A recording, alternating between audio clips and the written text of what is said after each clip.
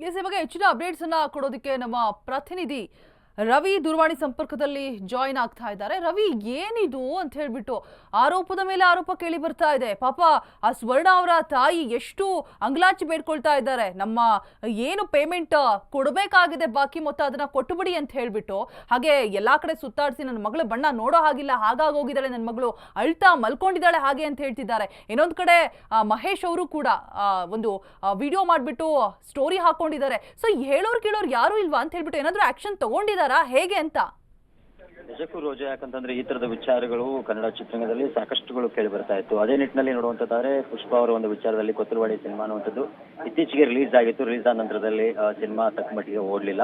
ತದನಂತರದಲ್ಲಿ ಸಾಕಷ್ಟು ವಿಚಾರಗಳಲ್ಲಿ ಪುಷ್ಪ ಅವರು ಒಂದು ಕಾಂಟ್ರವರ್ಸಿಗಳಲ್ಲಿ ಸಿಕ್ಕಾಕೊಂಡಿದ್ರು ಅಂತಾನೆ ಹೇಳ್ಬೋದು. ಯಾಕಂದ್ರೆ ಅವರ ಮಾತುಗಳಲ್ಲಿ ಆ ತರದ ಒಂದು ವಿಚಾರಗಳನ್ನ ಹೇಳ್ತಾ ಬಂದಿದ್ರು. ಬಟ್ ಎಲ್ಲ ಒಂದ್ ಕಡೆ ಈ ಸಿನಿಮಾ ವಿಚಾರದಲ್ಲಿ ನೋಡುವಂತದ್ದಾದ್ರೆ ಸೊ ಈ ಒಂದು ಏನು ಪುಷ್ಪ ಅವರ ಒಂದು ಈ ಕೊತ್ತಲವಾಡಿ ಸಿನಿಮಾ ವಿಚಾರದಲ್ಲಿ ಕೂಡ ಏನು ಸ್ವರ್ಣ ಇದ್ದಾರೆ ಸಹ ನಟಿ ಆದಂತವರು, ತದನಂತರದಲ್ಲಿ ಮಹೇಶ್ ಗುರು ಅಂತ ಇದ್ದಾರೆ ಸಹ ನಟ ಕೂಡ ಆಗಿದ್ದಂಥವ್ರು. ಬಟ್ ಈ ಒಂದು ಯಾಕಂದ್ರೆ ವಿಡಿಯೋ ಕೂಡ ಆದ್ರೆ ಹೇಳ್ತಾ ಇರ್ತಾರೆ, ಯಾಕಂದ್ರೆ ನಾನು ಸಾಕಷ್ಟು ಬಾರಿ ನಾನು ಪೇಮೆಂಟ್ ವಿಚಾರವನ್ನ ಕೇಳಿದ್ದೀನಿ, ನಾನು ಸಿನಿಮಾ ಮಾಡಿದೆ, ತದನಂತರ ಡಬ್ಬಿಂಗ್ ಮಾಡಿದೆ, ತದನಂತರದ ಎಲ್ಲ ಕೆಲಸಗಳನ್ನ ನಾನು ಪರಿಪೂರ್ಣವಾಗಿ ಮುಗಿಸ್ಕೊಟ್ಟಿದ್ದೆ. ತದನಂತರದಲ್ಲಿ ಶ್ರೀರಾಜ್ ಏನಂದ್ರೆ ಕೊತ್ತಲವಾಡಿ ಸಿನಿಮಾ ನಿರ್ದೇಶಕರಾದಂತಹ ಶ್ರೀರಾಜ್ ಅವ್ರಿಗೆ ಸಾಕಷ್ಟು ನಾನು ಬಾರಿ ಫೋನ್ ಮಾಡಿ ಹೇಳಿದ್ದೆ, ಪೇಮೆಂಟ್ ವಿಚಾರವಾಗಿ ಹೇಳಿದ್ದೆ. ತದನಂತರದಲ್ಲಿ ಕೂಡ ಅವರು ಕ್ಯಾರಿ ಅಂತ ಹೇಳಿಲ್ಲ ಅನ್ನೋ ಒಂದು ಮಾತನ್ನು ಕೂಡ ಹೇಳಿದ್ದಾರೆ. ಬಟ್ ಈ ವಿಡಿಯೋ ಕೂಡ ಪುಷ್ಪ ಅವ್ರಿಗೆ ತಲುಪುವವರೆಗೂ ನೀವು ಶೇರ್ ಮಾಡಿ. ನನ್ನ ಯಾಕಂದ್ರೆ ಪ್ರತಿಯೊಬ್ಬ ಕಲಾವಿದನಿಗೂ ಕೂಡ ಒಂದು ಸಿನಿಮಾ ಅನ್ನುವಂಥದ್ದು, ಒಂದು ಸಿನಿಮಾದಲ್ಲಿರುವಂತಹ ಒಂದು ಸಂಭಾವನೆ ಅಂತೂ ತುಂಬಾ ಮುಖ್ಯವಾಗಿರ್ತದೆ. ಬಟ್ ಈ ರೀತಿಯಾದಂತಹ ಕೆಲವೊಂದಿಷ್ಟು ಸಂದರ್ಭಗಳಲ್ಲಿ ತುಂಬಾ ನಿಜಕ್ಕೂ ಎಲ್ಲ ಒಂದ್ ಕಡೆ ನೋವನ್ನ ಉಂಟು ಮಾಡುವಂತಹ ಒಂದು ವಿಚಾರ ಅಂತ ಹೇಳ್ಬೋದು. ಜೊತೆಗೆ ಸ್ವರ್ಣ ಅವರ ಒಂದು ತಾಯಿ ಕೆಲವೊಂದಿಷ್ಟು ಸಂಭಾಷಣೆಯಲ್ಲಿ ಕೇಳಿದಾಗ ನಿಜಕ್ಕೂ ಕನ್ನಡ ಚಿತ್ರರಂಗದಲ್ಲಿ ಈ ರೀತಿ ಕೂಡ ಆಗುತ್ತಾ ಅನ್ನುವಂಥ ಒಂದು ಮಾತು ಕೂಡ ಕೇಳಿ ಬರ್ತಾ ಇರುವಂತದ್ದು.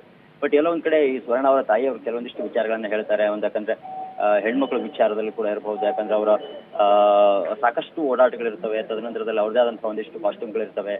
ಎಲ್ಲವನ್ನು ಕೂಡ ಸಿನಿಮಾದಲ್ಲಿ ಬಳಸ್ಕೋತಾರೆ, ಸಿನಿಮಾವನ್ನ ಮಾಡ್ತಾರೆ. ತದನಂತರದಲ್ಲಿ ಈ ತರದ್ದು ಪೇಮೆಂಟ್ ವಿಚಾರವನ್ನ ಕೇಳಿದಾಗ ಸೊ ಎಲ್ಲೋ ಒಂದ್ ಕಡೆ ಇರುಸು ಮುರುಸು ಆದಂತಹ ಒಂದು ಸಂದರ್ಭಗಳನ್ನ ನಾವು ನೋಡ್ತಾ ಇದೀವಿ. ಬಟ್ ಶ್ರೀರಾಜ್ ಅವರಿಗೆ ಸಾಕಷ್ಟು ಬಾರಿ ಕೇಳಿದ್ರು ಕೂಡ ಅವರು ಒಂದು ಏರು ಧ್ವನಿಯಲ್ಲಿ ಮಾತಾಡುವಂಥದ್ದು ಮುಖ್ಯವಾಗಿ ಇಲ್ಲಿ ಕಂಡು ಬರ್ತಾ ಇದೆ ಅಂತ ಹೇಳ್ಬೋದು. ರೋಜಾ, ಆಲ್ರೈಟ್, ಥ್ಯಾಂಕ್ ಯು ರವಿಕುಮಾರ್ ತಮ್ಮೆಲ್ಲ ಅಪ್ಡೇಟ್ಸ್ಗಾಗಿ.